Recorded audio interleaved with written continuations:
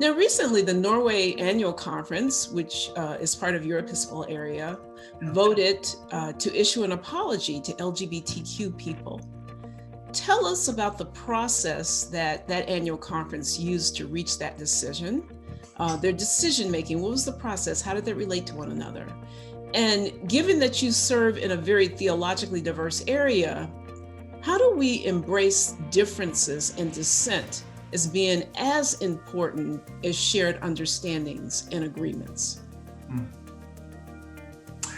Well, it's interesting out of many different perspectives. One of the perspectives certainly is that Norway is the most theologically diverse conference in my area, and yet they were able to come to an agreement that was widely supported throughout the conference, also by those who hold very diverse theological positions. There was a petition that came to the annual conference, which was simply a petition to apologize to LGBTQ plus persons who've been harmed by the church over the years. This was an online annual conference, and it's difficult to have complicated discussions online.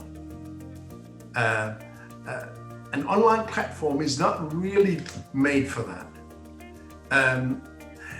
But we did have some good debate before the annual conference came to the decision that they wanted to offer an official apology, and they did not go with the wording in the original petition.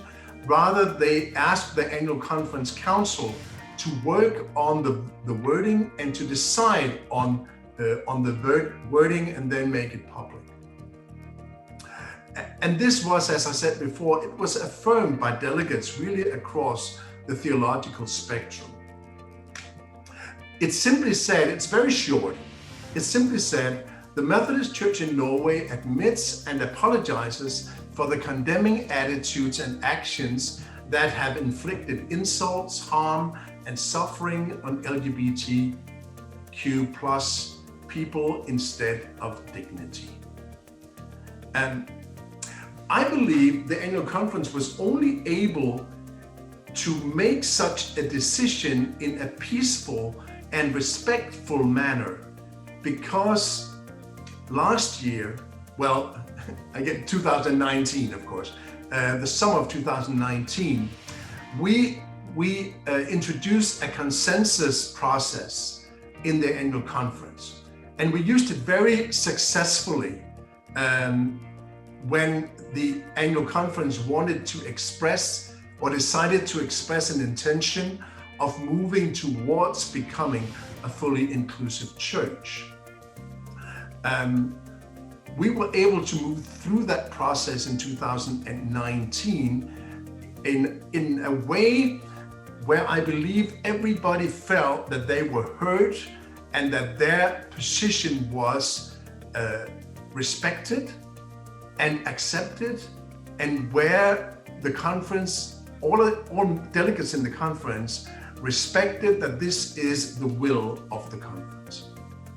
But the annual conference has taken these steps, and they have done it in a very respectful way. Perhaps that could, on the larger scale, be possible for the whole denomination as well.